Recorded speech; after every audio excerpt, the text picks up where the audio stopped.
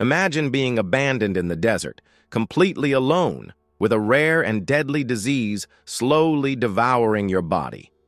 A young boy, desperate, fights to survive, unaware that fate is leading him towards something even more extraordinary than he could ever imagine.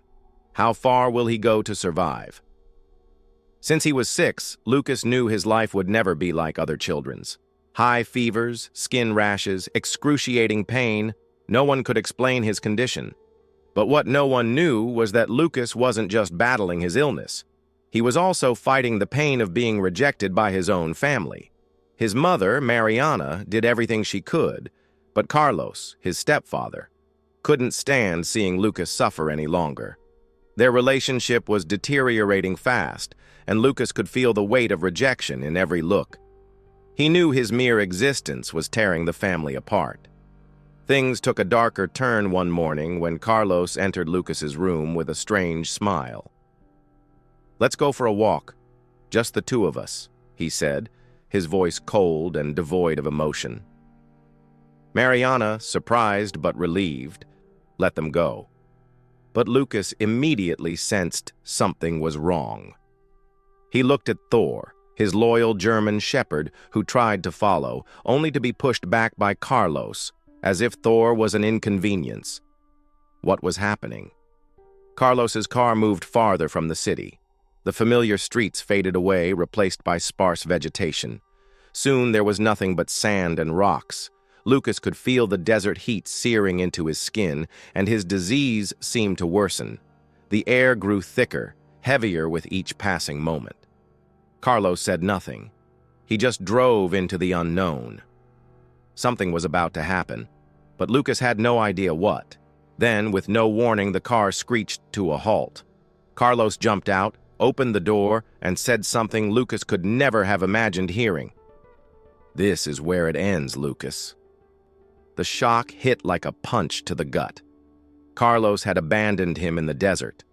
Alone, without resources or protection, and with his disease consuming him, Lucas was left to die. The feeling of total abandonment was suffocating. His mind spun with confusion and fear. But what happened next was something Carlos could never have predicted. Amid the despair, something miraculous occurred. Thor appeared. The German shepherd, Lucas's only true friend, seemed to understand exactly what to do.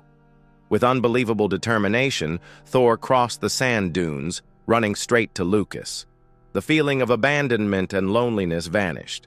For the first time in a long while, Lucas felt hope. Thor had found him.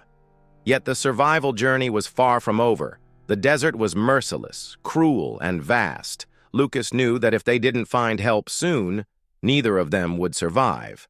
They had no food, barely any water, and Lucas's illness was draining him. But their survival instinct pushed them forward. They kept going until, against all odds, they found something that seemed impossible, a jeep abandoned in the middle of the desert. But the moment of hope quickly turned to suspicion. As Lucas approached, he saw a man slumped in the jeep, unconscious, with the same symptoms Lucas had. Suspense and mystery filled the air. Who was this man? What was he doing here?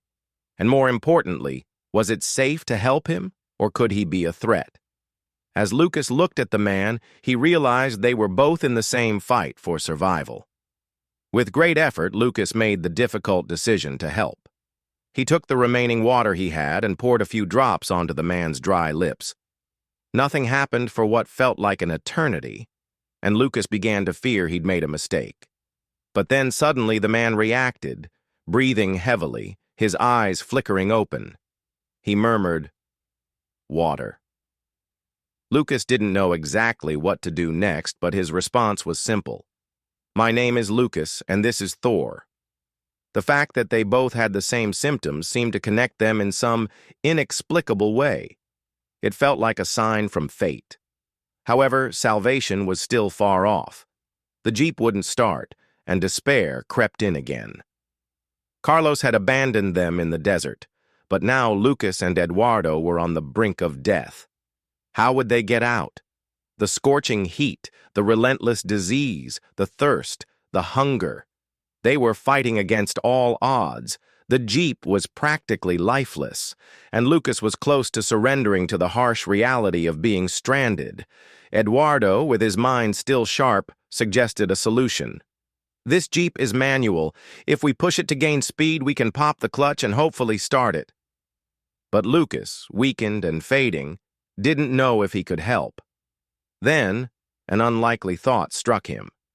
What if he could help drive? "I can hold the wheel," Lucas said, his voice trembling but filled with resolve. Eduardo looked at the boy, stunned, but there was no time to hesitate. It was a matter of life or death.